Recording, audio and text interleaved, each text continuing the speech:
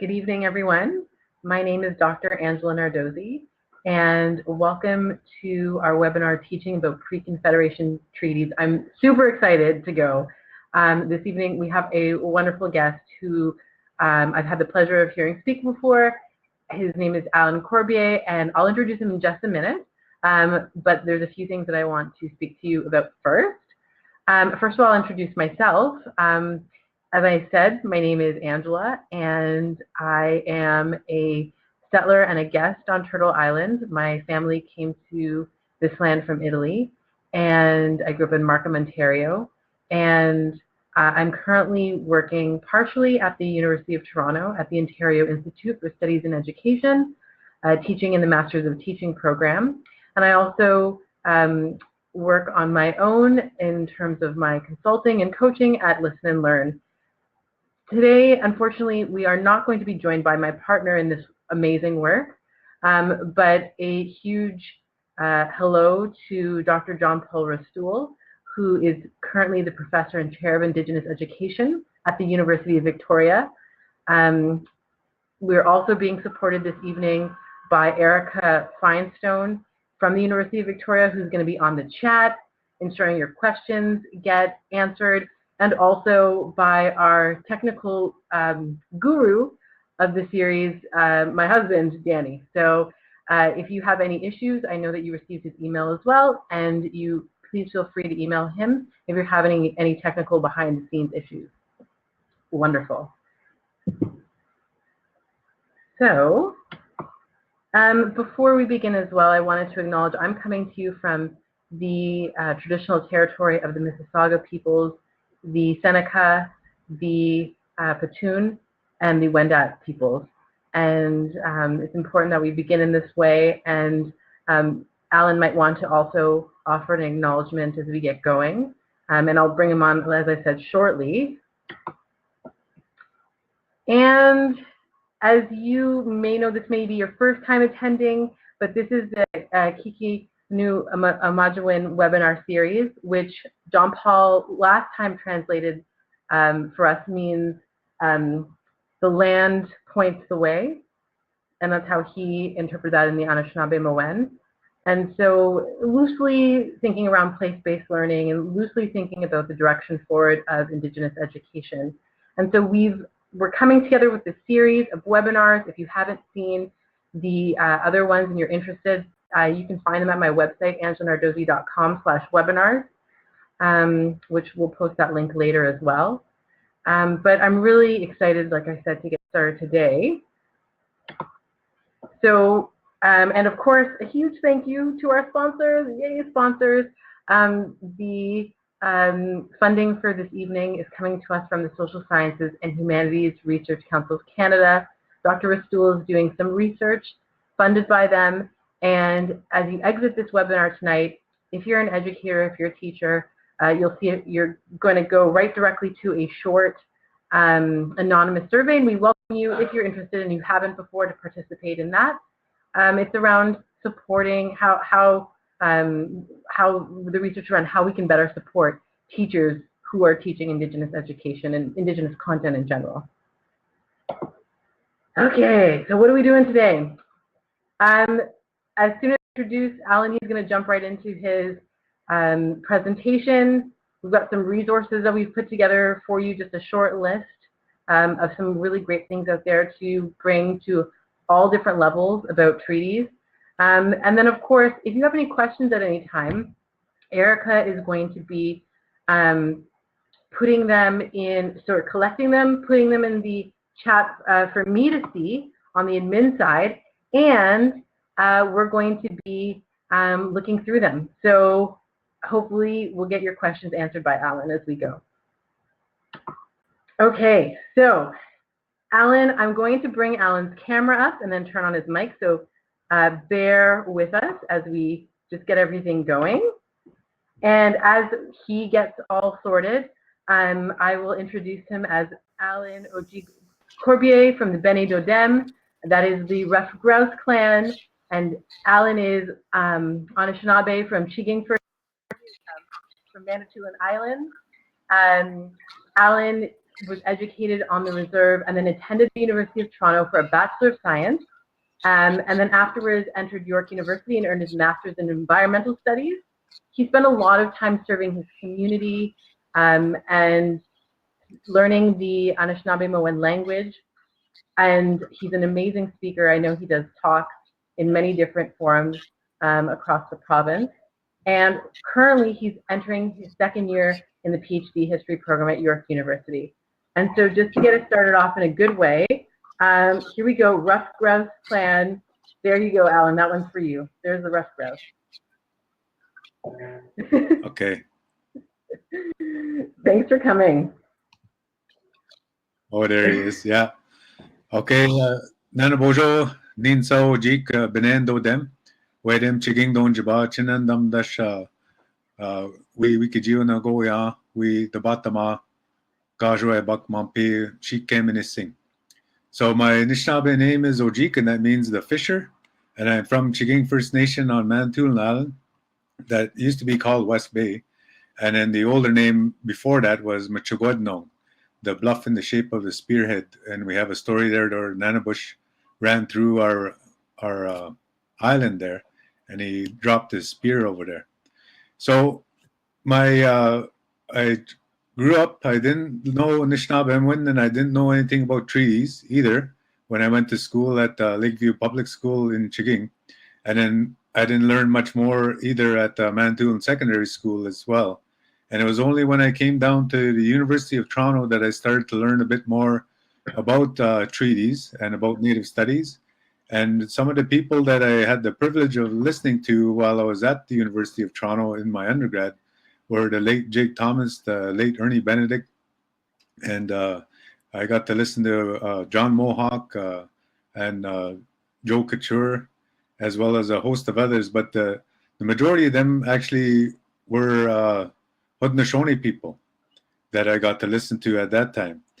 And so, like I was saying, I didn't really know much about my own history then. And so I heard Jake Thomas talk about the dish with one spoon. And I heard Ernie talk about Mohawk worldview as well. And then, of course, Bruce Elijah talked about the Oneida. So it was a real very Haudenosaunee-centric introduction to treaties that I actually got introduced to. And it was wampum belts that they talked about as well, and their great law. And it was set me off on wondering, well, what's ours? What is Anishinaabe treaties like? So after a while, that's what I ended up finding out, that we did use wampum belts as well and wampum strings. And of course, I did know we used pipes. So this first slide that's on your screen is actually I think it's on your left. On my left is a whelk shell. And that inside that whelk shell is a column right down the middle of that. And that's where you get the white wampum. So you see that white wampum in the middle of that belt. That's what that is, whelk shell. And then on the right hand, top right hand, is a quahog shell. And that's where they would get the purple wampum. This was more valuable because it was more rare, and it actually took a lot longer to actually grow as well. So the one thing that I wanted to mention is you'll hear a lot of people talk about this binary, and that's what the wampum belts actually are, of course, as a binary, white and purple. But if you ever get a chance to actually look at some of the old council proceedings as well as council minutes, the people, the secretaries will have written about these. They'll call them that they gave a belt, and they'll say gave a belt black, and that you see on that wampum belt there how dark some of that purple is, that it does look black. So there isn't an actual black belt per se, not like karate or anything, but it's just that the purple was so deep that it looked like a black belt. The other thing to mention, just on a bit of a tangent, is that I was talking to a fellow who actually still harvests this quahog and tries to make the real wampum from the shells. Is that he said when he was a kid, the quahog shell used to grow bigger than they do now, and for whatever reason, they actually aren't growing as big as they used to. So it's harder now even to get a really good mature quahog shell to make the purple wampum. The other thing that's on the screen there is called a calumet pipe. And many people, of course, have seen a pipe. And usually you will see that the size of a pipe stem now is from the tip of your finger to your elbow. But these calumet stems are actually from the tip of your finger, all the length of your arm to your heart. So those are very large pipe stems, and they were decorated, as you see, with eagle feathers on there. You'll see later that there's one. Sometimes they're painted red with dyed with red ochre or vermilion, and then that would have been a war pipe, and then a peace pipe would have been one that wasn't painted. So these were often decorated. You see the feathers on there of the eagle, but there's also feathers of the top parts of woodpecker heads on there, and then there are also porcupine quill wrapped around there as well. So there's a lot of different symbolism in there. The point that I really wanted to emphasize here is that with these pre-Confederation treaties, there are more to it than the written word. That when we look at these pre-Confederation treaties, we have to look at wampum, pipes, and metals. And each of these have the different meaning that go along with the treaty and enhance the treaty's meaning. And they're actually used as mnemonic devices for Anishinaabe people and Haudenosaunee people in recalling the terms of the treaty that they entered into. The other thing that I want to emphasize is that for these pre-Confederation treaties, what we really have to wrap our head around is that it's more than English. So it sounds obvious that it's just written in English, but all the people at that time just spoke their own indigenous language. So at the actual custom was that if you went to Europe at that time, they actually made 3 copies of a treaty. So let's say it was Spain and Germany that were entering into a treaty in Europe. So there would be a copy written in Spanish and another written in German, and then the third would be written in French. And they said if there were any disputes in the Spanish and German version, then they would consult the French version. So for Anishinaabe people and Haudenosaunee people, by the time these pre-Confederation treaties are being written up, they actually had translated the Bible and other hymns and sermons and stuff. So they actually had the capacity to translate these treaties into our languages. And there were already orthographies at that time as well. So we got to recognize that it was actually more or less a deliberate purpose that they didn't write our version in our languages for us, even though they had priests and translators who could actually do that at that time. So the other thing is that when we look at how the treaties were entered into, it was actually diplomatic discourse that they used. They used a very metaphoric language, and I'll expand upon this later. But you have to contrast that basically with the English document that actually is legalese. So when you look at the legalese of the written document, then you look at the written speeches that council proceedings, you see how the native people, the indigenous people talk about it in a metaphoric language. And our challenge now is to actually understand what those metaphors mean. And that's what more research is required on. So the last point, and again, this seems obvious, but the thing is sometimes that people don't really seem to recognize this, is that there are 2 sides to the story. So some of the treaties I'm going to talk about are between the Anishinaabe and the Haudenosaunee. So there's actually 2 sides to that story, to that treaty. And then, or there's Anishinaabe and British. So there will also be 2 sides to that as well. So when you're teaching, like I see on the side of this this panel here, that there are primary, junior, intermediate, senior, and post-secondary teachers listening to this, that actually there's different ways you would try to engage students into teaching this. Of course, you can get more complex and as well, but the way is to actually just introduce it. And what my intent today is to actually just try and emphasize real, very back to basics, basically, that to enter into a treaty is for Anishinaabe people, how that was actually done, rather than getting into the actual deeds and conveyances and the legalese about it. I actually want to talk more, emphasize more about the Anishinaabe way of remembering, recording, and then decoding, and then also reciting. So the one here that this is a picture of a fellow named Peter Jones, and he was a Methodist missionary, but his father was Augustus Jones, who was a Welsh-born uh, uh, Englishman, and he ended up moving to Upper Canada and was the surveyor. So he actually surveyed much of southern Ontario, and then he married a woman, Mississauga woman, and he had 2 children with her, and he had another wife and a Mohawk wife apparently. Anyway, Peter Jones, later as he grew up, he ended up converting to Methodism and became a Methodist missionary. But he was, of course, literate in English, and he was also fluent in Anishinaabemowin. But he wrote down these different treaties between the Anishinaabe and the Haudenosaunee, which maybe, I guess I should say that the Haudenosaunee are currently called the Six Nations. And then I'm assuming you all know that, but then also they're also referred to as the Iroquois. But and Anishinaabe people include Mississauga, the Nipissing, the Ojibwe, the Odawa, the Potawatomi, Algonquin, and the Saulteaux out west. So these are different names that we're calling we're using our own names for ourselves now, and this is starting to gain more strength. Anyway, here, one of the treaties, this is what he wrote down, and this is the Anishinaabe version, and the Haudenosaunee have a different version of this as well.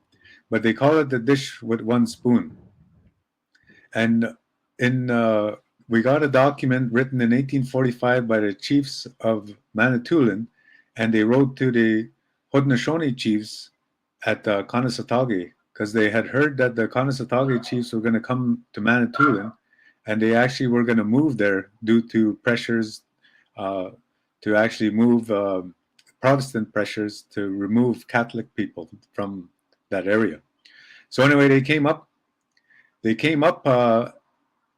to Manitoulin eventually, but before they did, the Manitoulin chiefs wrote in Ojibwe, and they said, if you come here, they said, "Be don gado naganana," and in our language that means bring our dish, getche pitendagok we, that one that is highly valued. That's what they had written in that petition. Bring our dish that we all highly value. So actually, the linguist who had written that, thought it was about a piece of mass, a dish that was used in celebrating mass, like maybe where the host was put or anything like that, because he just didn't know what the Godot Naganana would mean, our dish. So subsequent research was done, and a fellow named Victor Litwin, if any of you want to research this more, this is a fellow named Lytwyn,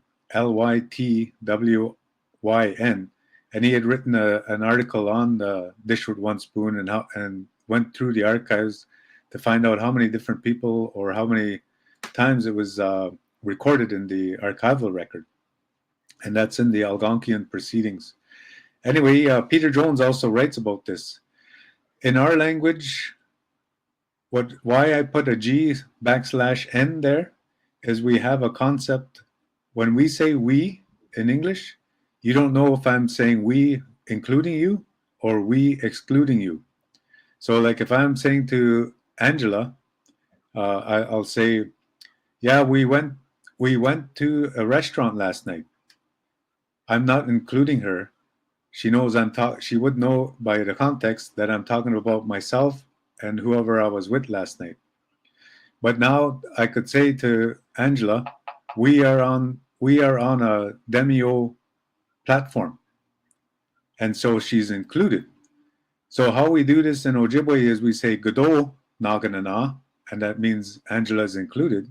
But if I say Ndo Angela isn't included, but I'm saying we. So that's we inclusive or we exclusive. So what I'm seeing now, a lot Native people, Anishinaabe people are using this word to refer to that dish with one spoon. And that dish actually, the dish is just noggin.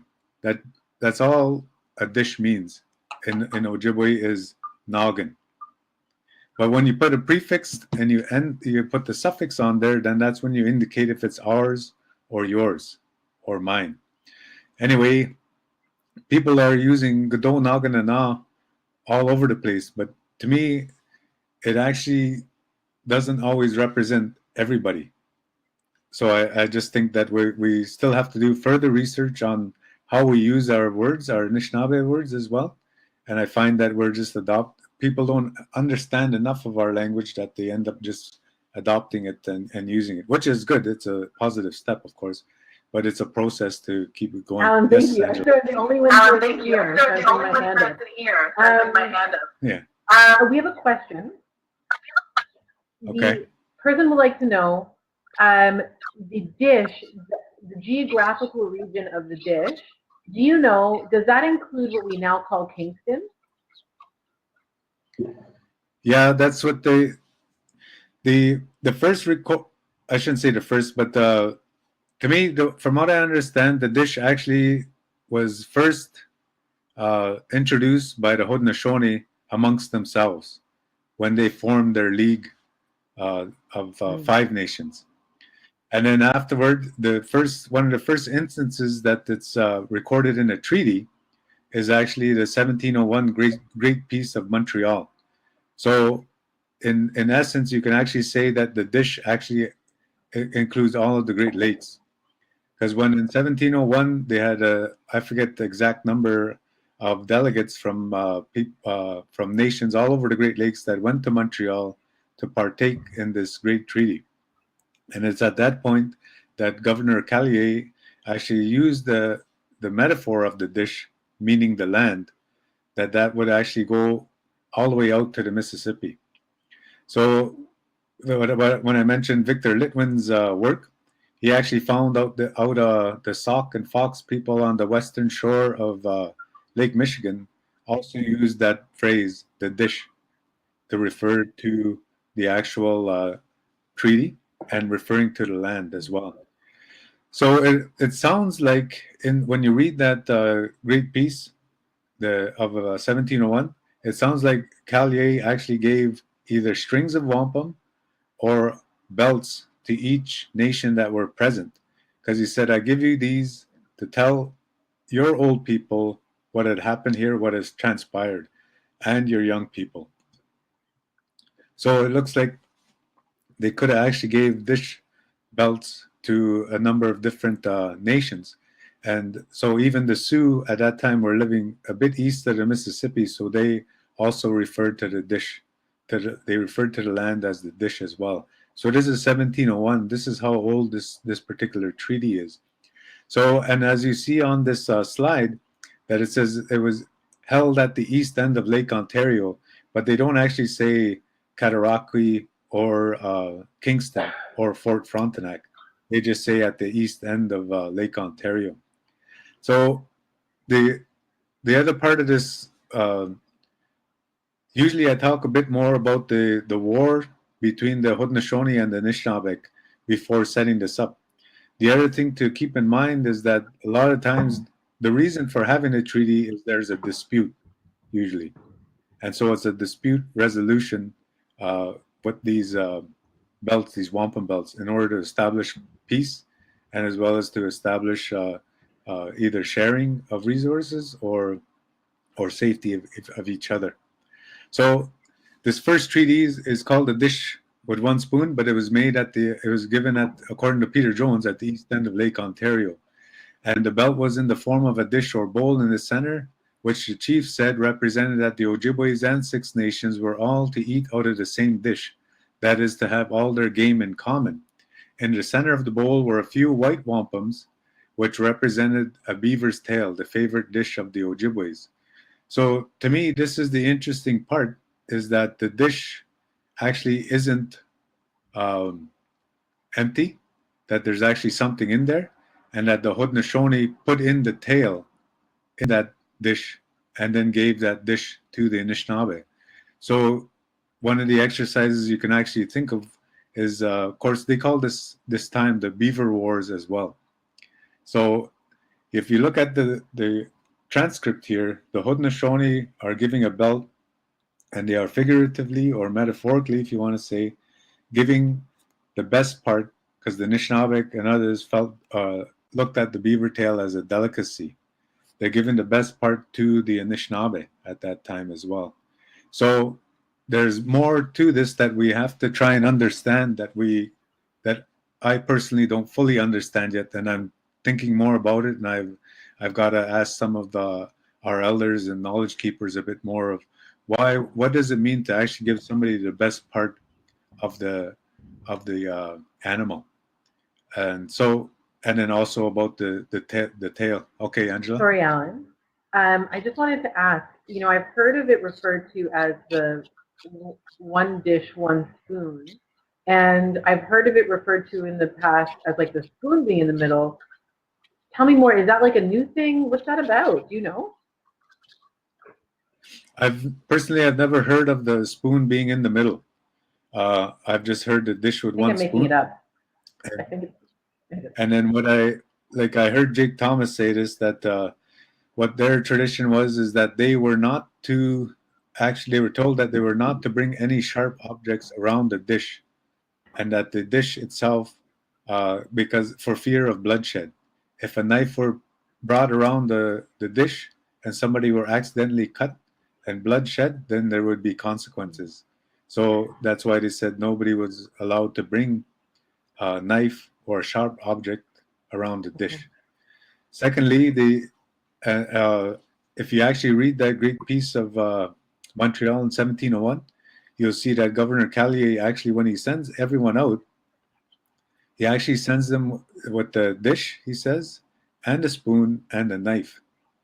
So what I find interesting in that particular case is the Haudenosaunee and Anishinaabe make sure that there is no knife around their dish, because it's a peace treaty between the two of them. But the French outfit everybody with a knife, it sounds like, well, figuratively. And the reason I think it is, I might be wrong on this is a bit of a speculation, is that of course, they want the fur trade to continue. So they're outfitting the Anishinaabe and the Haudenosaunee with the utensils in order to procure hides. So that's what I think of that. But some people, when I bring that up, they don't kind of like that. They don't look at it as that's actually part of the historical record, that they were supposedly given knives at 1701. But the Haudenosaunee, they say that there was to be no knives around the dish. Okay, and sorry, go ahead. No, one more question. Ask. Thank you. Thank you so much for your patience with me. Just one more question from the audience. Is there a particular or approximate date? I mean, you've mentioned a few dates, but just so that we're really clear, where we first hear about this particular belt, and is it still active today? What is your take? The first concrete mention is 1701, but it exists, like I said, it existed, as far as I know and understand, it existed amongst the Haudenosaunee, the 5 nations, before they became the 6 nations. And there's likely no solid date on that. It's just that when maybe they would couch it in saying that when the Confederacy was formed. So that's that. The thing with oral tradition is that we don't really have the chronological dates or the Julian calendar as well. So, and they'll talk about it as generations or the time of when we were at war with each other. Thank you. So the other belt that was renewed that Peter Jones recorded, people called this the Yellowhead belt. I don't like to call it that because the chief was named Yellowhead, and he was from what was now the reserve is now called Rama, but it was in the historical record it's referred to the Narrows, but in Ojibwe it's called Minjikaning, and that means the place of the fish weir or the place of the fence. So that's where Lake Simcoe meets Lake Cochiching up by Atherley Narrows in Ontario, which is they have this old fish weir, and they dated that weir prior to contact. So archaeologists have a different way of dating that. So this particular belt, again, like I said, mentioned, this is the Anishinaabe version because I'm using the record that Peter Jones had written down. And Peter Jones had said that the Six Nations had come to renew these belts with the Anishinaabe. And this is in Peter Jones's book, A History of the Ojibwe People, with a special reference to their conversion to Christianity. So you can find that book actually if you go to the internetarchive.org. And so that book is free online if you want to, if you're interested and you have the time to go through that. But you'll be able to read that. So we reconstructed this belt, myself and a friend of mine named Brian Charles. We were looking at how would we make this belt, and this was one version. We actually made another version as well. Anyway, it gets, I guess it gets a bit beyond the scope of this particular session to get into that. But here, this belt was given by the Haudenosaunee to the Anishinaabe, and we date this one. I'm basing this date actually on Jim Morrison, who is a historian and knows a lot about the Anishinaabe record in the Lake Huron, Lake Superior area. And he told me that he believes, and I can concur, that this belt actually would have dated between 1695 and 1701, that it was before the Great Peace of Montreal. But why I guess I'm saying here is this is the Anishinaabe version, but the Haudenosaunee say when Peter Jones wrote this down, it was in the care of Chief William Yellowhead of the Narrows. So what I didn't finish my thought was at that time was when I said I don't like it being called Yellowhead's belt, because this is actually belongs to the people, the Anishinaabe people. It doesn't belong to one person. And when we start naming it after one person, then that family or the descendants think it's theirs.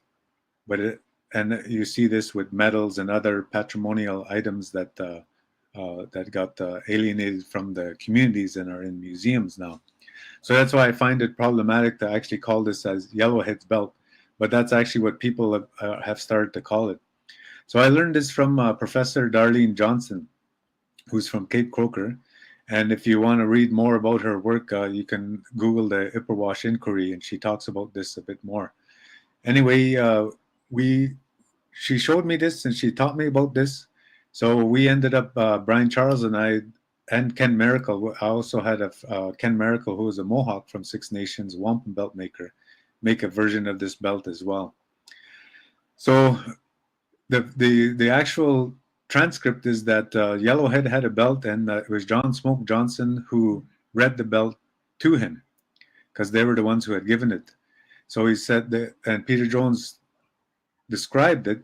We don't know the actual original belt. We don't know where it is. If it was destroyed or if it's in a museum still, we don't know of its whereabouts. So this is a total reconstruction based on what we know now. And maybe we're wrong, but it's a teaching tool. So what Peter Jones had written was that there were 5 marks on there and a white line through the middle, meaning the road of peace. So for our treaties, when we have a straight line in the middle of a wampum belt, that means a road of peace. And that means, of course, now we would say stuff like the straight and narrow, taking the straight and narrow. And then he had said the first marking on there represents that that our ancestors, meaning the Haudenosaunee and the Anishinaabe, met at council in Sault Ste. Marie.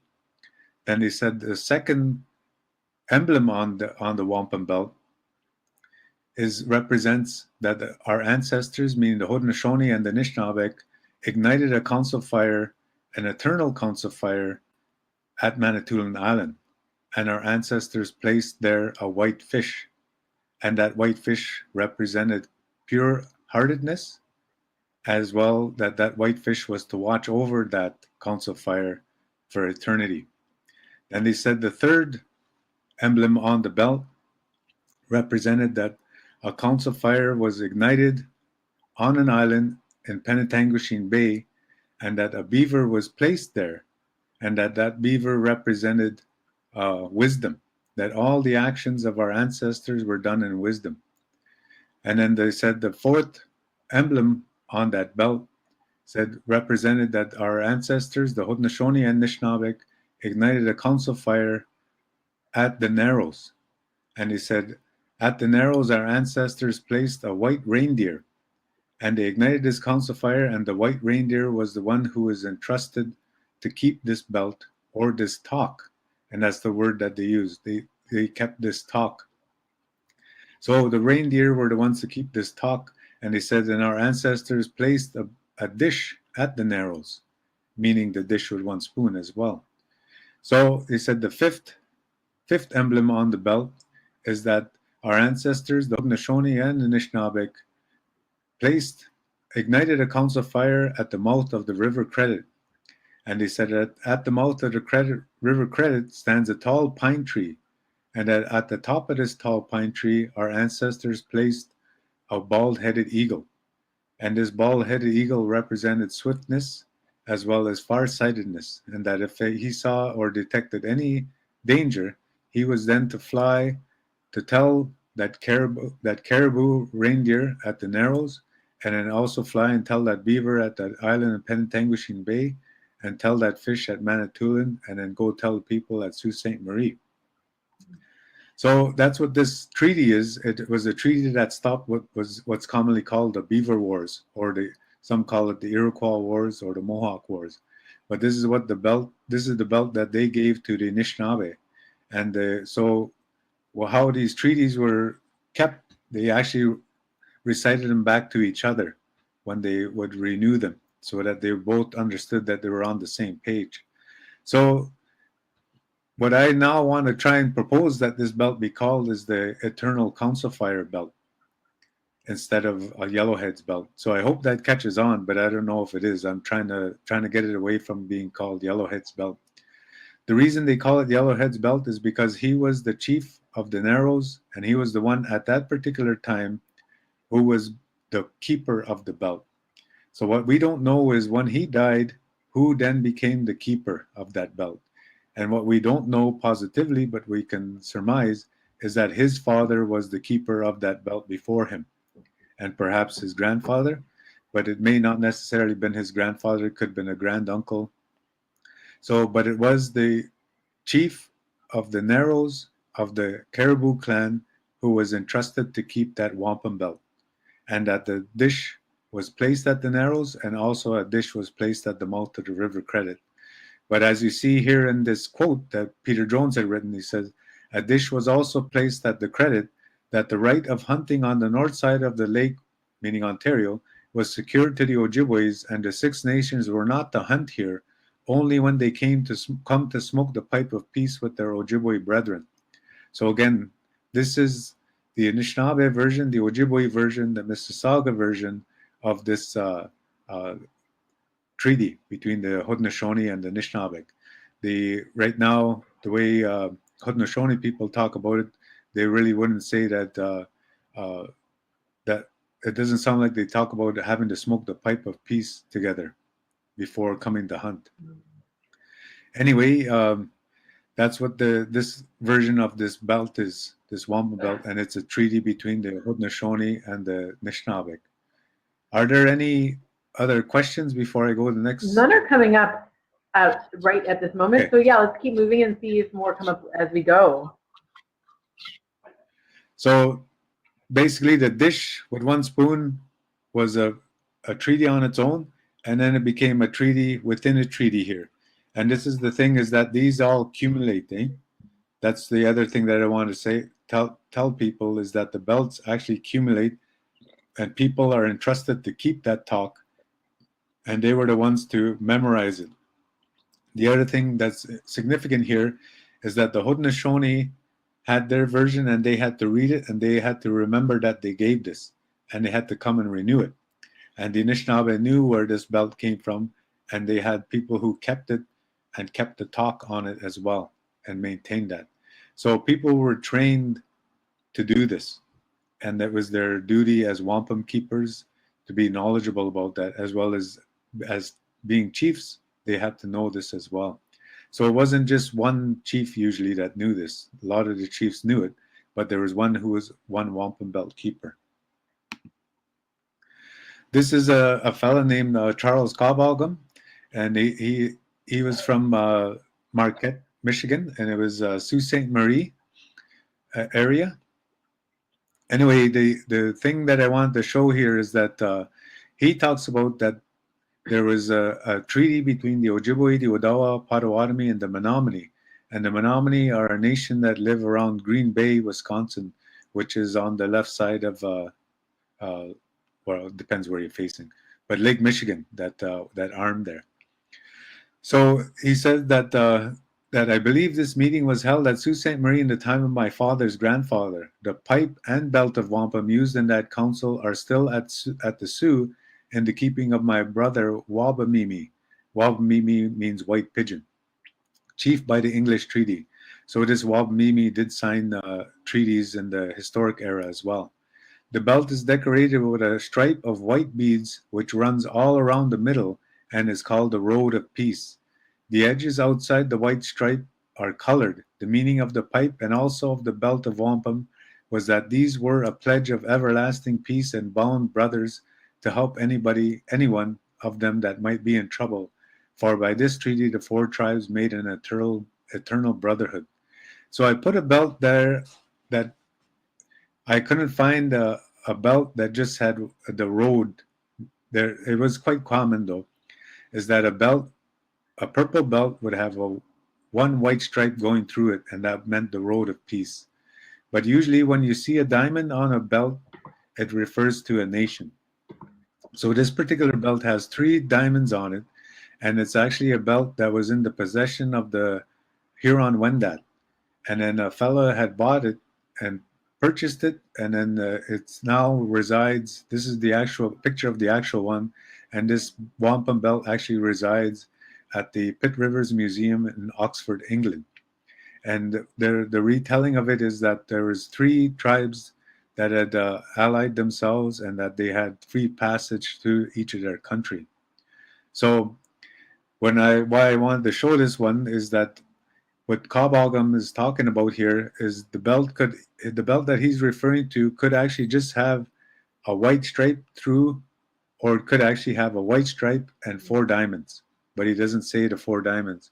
But I know that there's actually another belt from that area as well that included those same 4, but it also included the Ho-Chunk, which are more commonly known as the Winnebago tribe or nation, and then also the Sauk and Fox. So that there were actually 7 diamond. There's a belt referred to, and it has a road of peace through it, and it has 7 diamonds on it, representing those 7 nations. So this is another way that Anishinaabe people encoded treaties of alliance. So the important thing there with Cobbalgum, what he mentioned, is that the wampum belt and the pipe of peace. So these actually were integral parts of the treaty. This fella here, his father's name was Makadebenese, and he was an Odawa chief that fought during the War of 1812. This particular fella's name is actually Andrew J. Blackbird, and he wrote a book called The History of the Odawa and Chippewa Indians of Michigan. Also, if you want to read that book, it's on in that internetarchive.org as well. Anyway, he had written his understanding of his people's history as the way he heard it from his father and his uncles and his old people. So one of the things that he writes about is that every tribe of Indians far and near, even as far as the Manitoba country out north, deposited their pipe of peace with the head chief of the Odawa nation as a pledge of continual peace and friendship. So if you can imagine actually that the thing that I don't really get to talk about here yet, just because of time, is the importance of the council fire. And not only the council fire, but at a council fire, there would be a host nation or a host chief that actually kept wampum belts and pipes of peace there. So later on, in the late 18th century and early 19th century, there was a place called Brownstown, which was south of Detroit, and this was called the Confederacy, the Council Fire of the Western Confederacy. And the Western Confederacy included at that time the Ojibwe, Odawa, Potawatomi, but the Huron-Wendat, it was their town, that Brownstown was their town, and they were the uncles of the Confederacy. So I don't want to get too much into that, but the way the Confederacy would be talked about are in kinship terms. So they were the uncles, and that meant that they had knowledge. And then the Delaware and the Munsees were the grandfathers. The Anishinaabe called them grandfathers because they recognized them as being an older stock of people, they say. And then the Ojibwe, Odawa, and Potawatomi, the story is that these were three brothers at one time. And the Odawa and Ojibwe kind of argue about who is actually the eldest brother, but all of them agree that the Potawatomi are the youngest brother of those. So for us now, of course, in this day and age, we don't, uh, people are getting Botox, they're getting facelifts, they dye their hair, whereas back then, people asked for a long life, to be blessed with to see many winters and to see many grandchildren and great grandchildren, and that was a thing that they sought. They sought long life. So that was the difference between now and then. Okay, We've Angela. got two questions which have come up, Alan. The first is, it's a little bit of a fast forward. Who would be in charge of renewing these, I guess, treaty relationships today?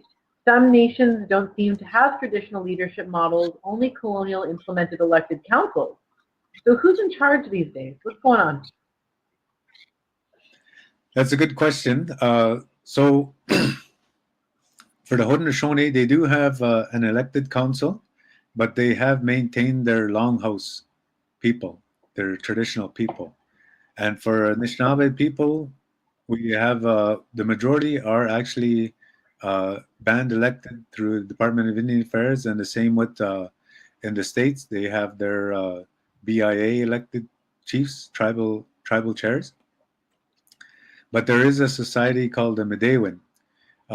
Whether or not they would be the ones to renew it with the Haudenosaunee is a good question, and I don't really know the answer to that because I actually posed that question. I went and talked to what we call a PTO, Provincial Territorial Organization, called the Union of Ontario Indians, that's based in Nipissing, Ontario, and 41 First Nations belong to it. Anyway, I posed to them, I says, well, what if we wanted to renew this belt with the Haudenosaunee? Who do we send? Who would we send? And some would say, well, it's our Grand Chief that is elected by the chiefs from the 41 First Nations. But then others would say, well, it's the Grand Chief of the Ontario. But then others would say, well, actually, if we're doing this as a Ojibwe Anishinaabe or Odawa Anishinaabe, we have to include those in the states as well. And so abiding by Ontario boundaries doesn't make any sense either. So at this point, we haven't really made a transnational or border uh, entity that would say, okay, these people are the ones who would be the ones to renew these belts or be the ones to renew that treaty. So the simple answer, though, that I think is that in the actual treaty talk that Jones records, is that it would be uh, a chief of the Narrows who carries or who is of the Adikadodem, who is of the Caribou clan. So if they found that particular band, if they found a suitable person and they all decided as a community, they said this person is of the Caribou clan, he's living an upright life and he's a smart fella and he believes in Anishinaabe Bamazuan, we entrust him to be the one that would keep this belt. That's how I think it would go. And then he's the one that was entrusted with it, and it's based on the tradition of that belt and how it was given back in the 1690s, and that it was entrusted to a person of the Caribou clan who lived at the Narrows. And that's who I think would be, for this particular belt, who would be the keeper of that. Okay, thank you. Yeah. And then we have another question. Okay. That last one was from Joe. Thank you, Joe. This one's from Harriet. Harriet wants to know, the Maasai in Africa are trying to get artifacts back from the Pitt River Museum. Are Canadian Indigenous folks, or just, I guess, Indigenous people on Turtle Island and in this area, are they trying to get the belt you just mentioned back, or any of these belts back? That belt that I showed with the three, actually, the provenance is that it belonged to the Huron. So it would have to, as far as I know, I don't know of any of the Huron that are actually trying to repatriate that. The interesting thing, I read an article either in the Globe and Mail or the Toronto Star this weekend, and it wasn't the Pitt Rivers, but it was actually France. The French president actually said and pledged that they would be giving back items that they took from Africa, and that they're reversing the burden of proof from the communities of Africa to prove their provenance, that it's actually the museum that has to prove the provenance, that they actually procured that legitimately.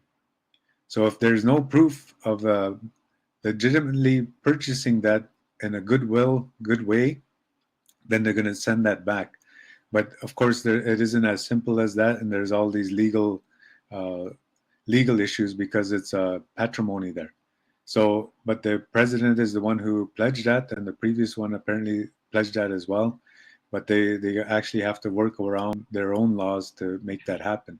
So whether or not that actually happens in France for Indigenous people here, that would be another avenue of how some of this stuff would be repatriated.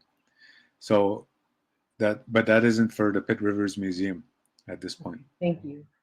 Alan, I'm just noting we're probably going to go a little bit over time. Is that okay with you? Do you want me to cut you off at a certain point? I mean, we can keep taping, and people who can stay. It's really up to you, Alan. I'll get as far as I can. Then, and whoever stays, then whoever goes. It's so here. This is another Calumet pipe, and you see it's got the red pipestone, and you see it's got the tail feathers of a golden eagle, and it also has the woodpecker heads. Again, there's more to the idea is to actually look at the medium as well. But here, this is in 1760. Of course, this is the time when the French and the British are fighting for the colonial supremacy in North America. And the Anishinaabe, basically, with some exceptions, the Anishinaabe sided with the French. Here, the Odawa speaker, it says here, the Odawa speaker then took up the pipe of peace belonging to the nation and said, "Brother, to confirm what we have said to you, I give you this peace pipe, which is known to all the nations living in this country, and when they see it, they will know it to be the pipe of peace belonging to our nation." Then he delivered the pipe. So 4 years later, after Pontiac's war, Pontiac went to war against the British as well as the Seneca chief named Gayasota. Pontiac gets all the accolades, but Gayasota actually played a critical role as well, the Seneca chief. Anyway, it says here 27th July 1764, Tecumseh, and that's actually Rainy Lake of the Woods area in Ontario.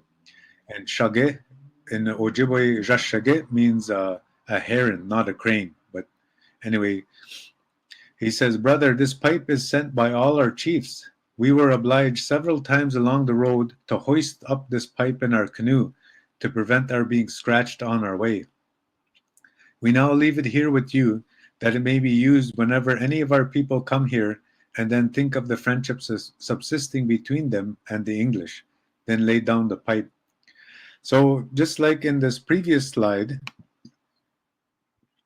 where the Odawa Council Fire had all of these pipes of peace from different nations, and it was kept by the Odawa, head chief of the Odawa, as well as his Mijinoe,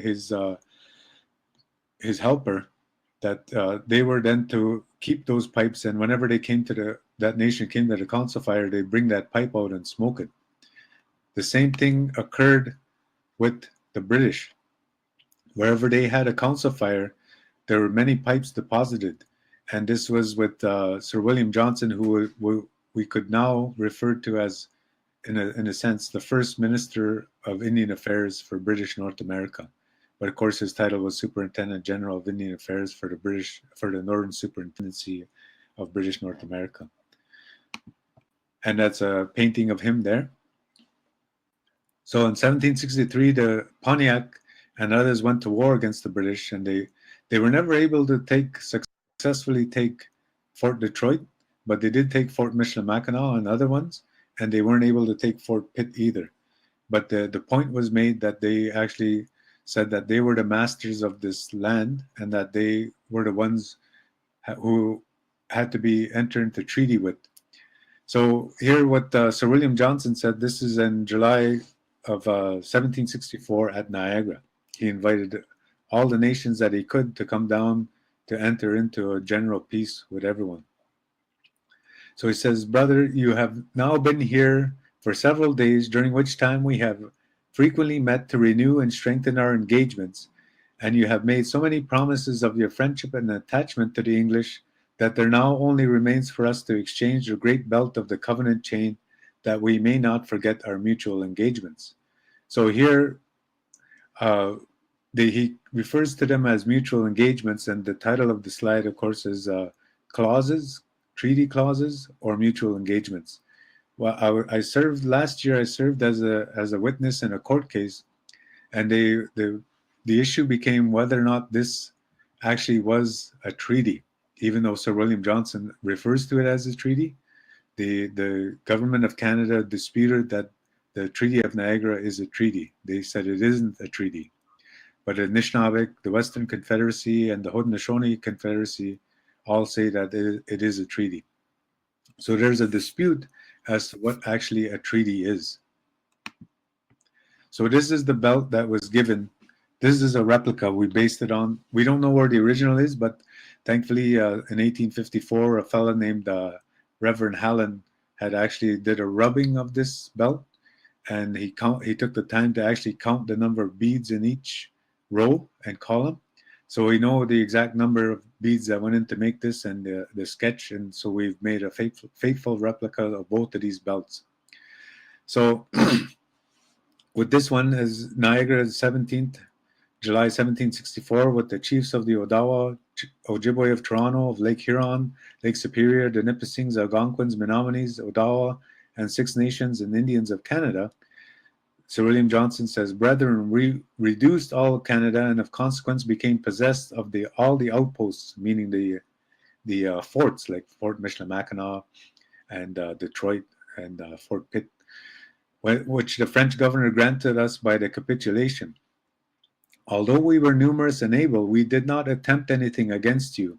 They," meaning the French, "often sent armies against you, killed many of your people, and meditated a design of possessing themselves of your country. We never attempted the one nor intended the other." So basically what he is saying, and he's assuring them in council, is that we agree with you, because the chiefs, remember Pontiac War, he's saying that, yes, you own the land. That's basically what he's saying here. All we gained when we fought the French is the right to occupy the outposts, meaning the forts in the country. So the main point there then is how the Anishinaabe talk about this later, is they said, "You promised us that our children would own this land at Niagara. That's what you had said." And then this course gets into even bigger issues when you bring up the Royal Proclamation, but we won't really go there. Anyway, this belt doesn't just represent equality. It actually represents Aboriginal title as well. And that's why I used this quote, and because it was the Treaty of Niagara, and this is what Sir William Johnson had said to us at that time. Okay. Question from Christine. Yeah. Is the top wampum the covenant chain treaty? Is that what that is? Yeah, that's the Covenant Chain Treaty. The other thing to mention to alert you all to is that the Covenant Chain actually started with the Dutch and the Mohawk on the Hudson River, and then it extended and got more elaborate afterwards. And then once the British defeated the Dutch, they assumed the treaty relationship with the Dutch, I mean with the Mohawk and the Haudenosaunee. And then afterwards, the British decided to extend that Covenant Chain Treaty relationship to the Western Confederacy. So when I mentioned that the Haudenosaunee, I mean the Anishinaabe principally fought with alongside the French during the 1760, the Haudenosaunee were principally allied, with exceptions, but principally allied with the British at that time. So this is the Covenant Chain, and you see that there are two men on there, and one represents a native person, the other represents the British. And of course, the dates on there is 1764, and those are chain links on there, representing chain links on there. And what you'll notice as well is there's like a symbol of a cross between the two in the middle, holding hands, representing Providence. So then the belt below it is called the 24 Nations belt. And this belt is actually a pledge you see the ship at one end and the rock at Quebec, or some say it's the rock at Quebec, others say that it's all of North America. Anyway, there are the 24 nations of Anishinaabe or native people, and then the ship there is the British promise that they would always deliver presents to us for living on our land. So they said that that boat would never be empty, and if anything were ever lacking, they said all we would have to do is to tug on the cord of friendship, and then they would know that something was lacking, and they would look for what was missing in the boat, and they would load it, and then all 24 would get together and pull that boat to shore, and then they would be able to get what they needed. So that was the British promise at that time. So here, this is just to emphasize the metaphors, and this is Sir William Johnson had told the Confederacy. He says, I do not want your whole mat, just a piece of it. So in these diplomatic speeches, the way the Anishinaabe recorded the Treaty of Niagara, they said, you had promised us and you had told us that you would erect a tree. You would stand up a tree in the center of our island. And under that tree, you swept all around it and cleaned it up. And then after you had swept around that tree, you laid out a mat. And then after you laid out a mat, you ignited a fire. And this is the Treaty of Niagara that he's talking about. And you had told us that once you ignited that fire, that you left choice pieces of wood there so that this fire would never go out. And that you promised then that you would send warmth to our country. So again, when we are talking about treaties, these are actual metaphors that were used. And of course, a mat represents a bedroll, but also represents your territory. So that's why they would use this about the mat. And they would actually also refer to wampum belts as mats. So there's kind of a lot going on when we look at metaphors and how they talk in the diplomatic discourse. So right now, like I know we're talking about pre-Confederation treaties. When you actually look at the treaties and the legalese that's used, some people may not actually know the difference between a deed and a conveyance and a treaty. But what I'm trying to show you here is that actually on the other side is the Anishinaabe and the Haudenosaunee had a set of metaphors that that deserves equal amount of attention than the English language does as well. So an Odawa chief said in 1785, with a pipe in hand, he asks you, my father, to smoke from it. We show you the alliances that we have had with our different fathers, Sir William Johnson. This is why we present you today the mat of peace. And he's referring to a wampum belt. But they always talked about the mat, and it was an allusion to their country and their territory as well. So this is a letter written in Ojibwe, written in 1862. And I'm able to read it and I understand what it says, but it's actually all the promises that the British had made in 1764 at the Treaty of Niagara. And this medal, you see the bottom, the date there says 1764, and it actually accompanies that wampum belt. Different chiefs were given that medal, and you see there the tree that I referred to on the medal. It says "Happy while united," and you see that the clasp on top is actually a calumet and an eagle wing. And I wanted to reinforce that that pipe, that calumet pipe that I showed earlier, is represented on that medal. That medal is a symbol of alliance. And then you see the two, a British man and a native person, are sitting under the tree smoking a pipe. And under them, what they're sitting on would be a mat. And then looks like there's smoke in the background of that fire as well. So the medal serves as a mnemonic device, as does the wampum belt. And then the chief, whoever the keeper of the belt was, and his young men memorized that belt and talk on that belt. And in 1862, 98 years later, they wrote down their understanding of that in Anishinaabe in Ojibwe. So that's how we know what our version of this Treaty of Niagara is that, and that is our version, written in our own language. Oh, I should mention that here that the refrain, how this is a speech, but it's written in Ojibwe, and it's this misage ejenagwadenik katabanoji mo bemadzuin.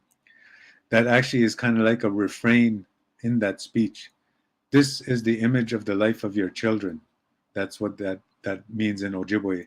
And he says each at different points, he says the sun will be shining brightly, and he says that's what you said to us, that this is the image of the life of your children. And they also said that wherever the sun touches on this earth, flowers will bloom. That is the image of the life of your children if you enter into alliance with us and accept this wampum belt. So that was what the refrain was, that everything was going to be good, sunny prospects, and prosperity for all. This is a painting, Manitoulin Island at Manitwaning. From 1836 to 1854 was this annual delivery of presents. You can't really tell, but at where the building is there, you see blue, black, light blue, and white. Those are actually cloth. The Anishinaabe were given cloth at that time, as well as blankets and other items. And these are all the different Anishinaabe you'd get. Sometimes you get 2,500 Anishinaabe there, and other times you get up to 5,000 Anishinaabe there to receive their annual presents and to renew or polish the chain, the covenant chain, wampum belt. And that one of the fellas there is Jean-Baptiste Siganok, and he's the keeper of that belt. Here's a list of items in 1822 that of all the items that were given, and that's on the left-hand side. But you see the cutbacks in 1854, how few presents were given in 1854. But in times of war, there would be even more presents that were given. So you see they were given molten, it's a type of cloth, strouds, caddies, ratteen, Irish linen, calico, striped cotton, to make shirts, leggings, and skirts. And then they were given blankets. 1 point is for a child. 3 point is a heavier blanket that was given to a chief. Silk handkerchiefs, hats, thread, and butcher knives, hunter pipes, tobacco, ball, gunpowder, guns.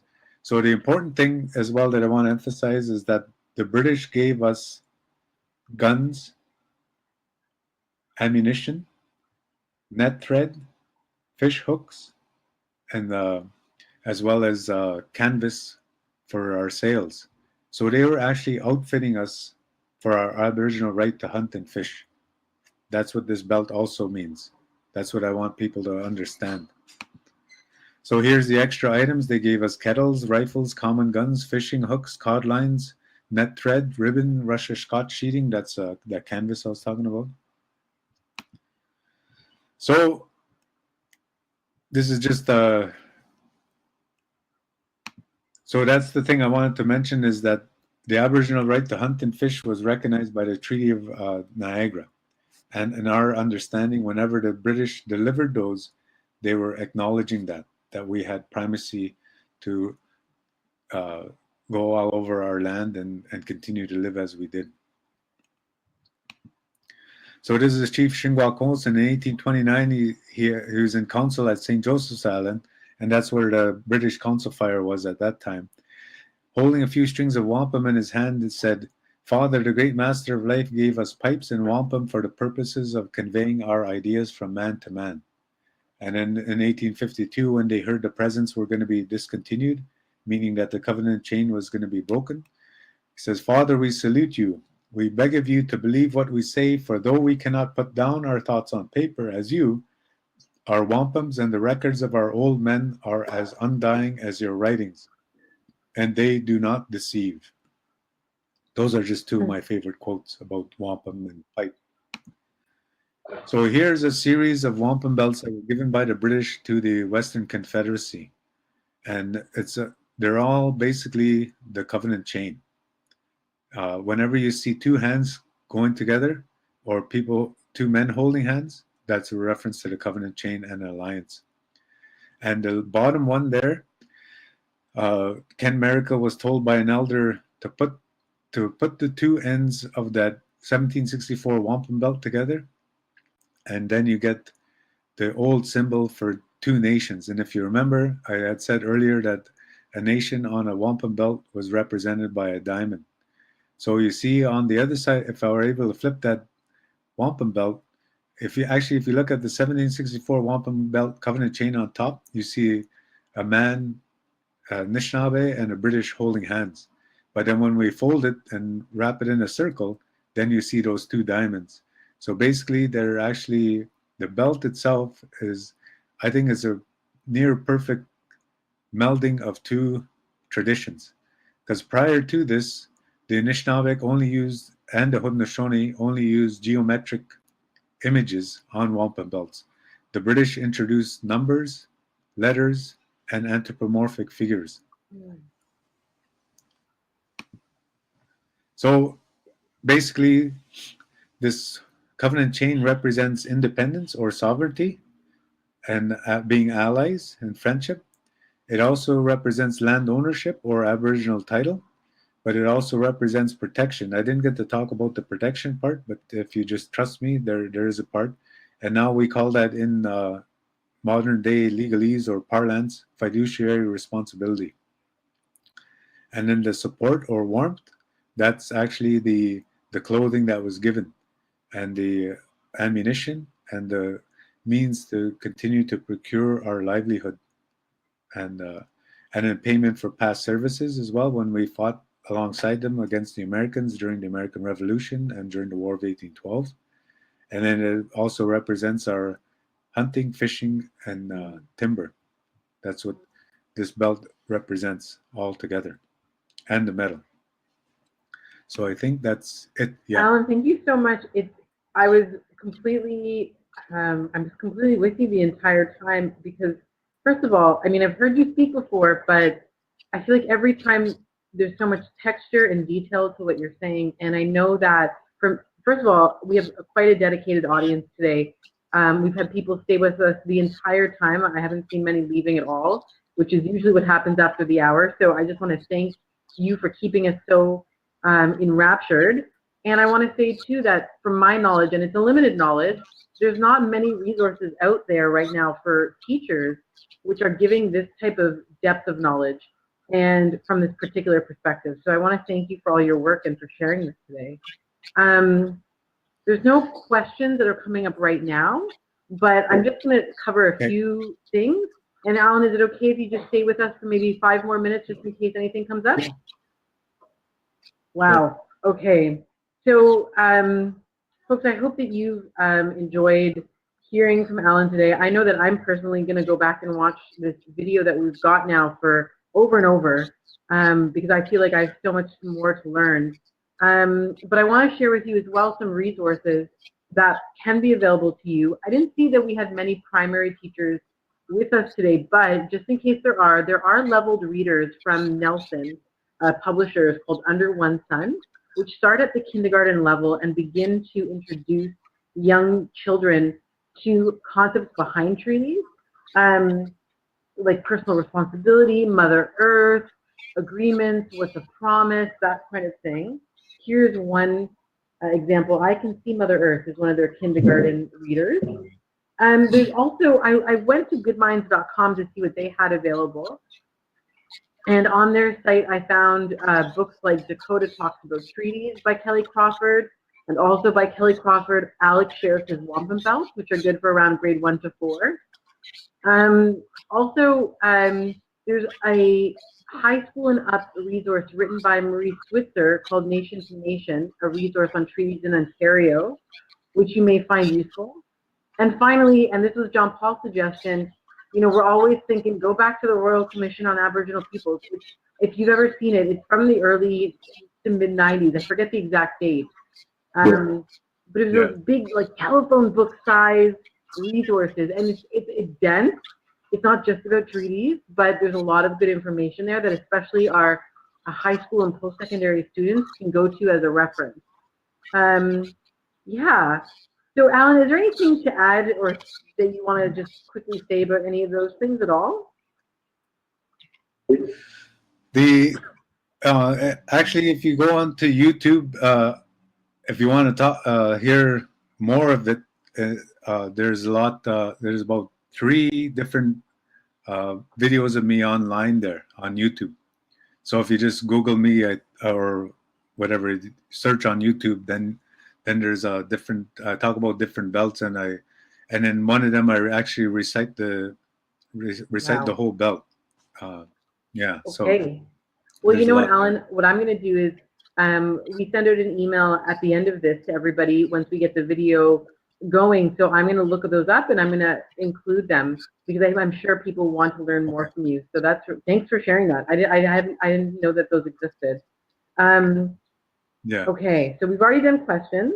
So just in terms of our end notes, just to let you know that there are upcoming webinars. So if you want to keep in touch and you aren't already, you can subscribe to my newsletter, Listen and Learn, which is at angelanardozi.com/listen and learn. And ooh, there's so many things coming up in the chat right now. Most of them are thanking you, Alan. People are just, wow. People are just very thankful to you. And I missed a few. Let me just see if I can scroll. I apologize to my friends here. This is great. People are really enjoying the learning that you brought today, Alan. Yes, and some people are appreciating the resources as well. And so many thank yous. That's just what's all coming up. And so, Alan, I want to extend my thanks as well. A huge thank you, Chimigwich, to you. And also, I want to congratulate you because as we were talking, one of our admins went and did a little Google and found that you are, in the last year, have been the recipient of the Governor General's Award of Canada's Emeritus Service Medal. So I want to congratulate you on that. That's really cool. Yeah, that was last really year. Exciting. Neil Demoski and I received that. Yeah. Is it for your work on? Was it for your work on treaties or some other work that you've been engaged in? Language work Amazing. as well. Ojibwe language work and the. Amazing. Yeah. Awesome. Well, congratulations again on that, and thank you so much for the time that you spent preparing and for being with us this evening. Okay. All right, everybody. I want to wish you all safe travels if you're traveling somewhere before you reach your final destination tonight. And a good night, and a good night to you, Alan. It was wonderful working with you. Okay. Good night. Good night.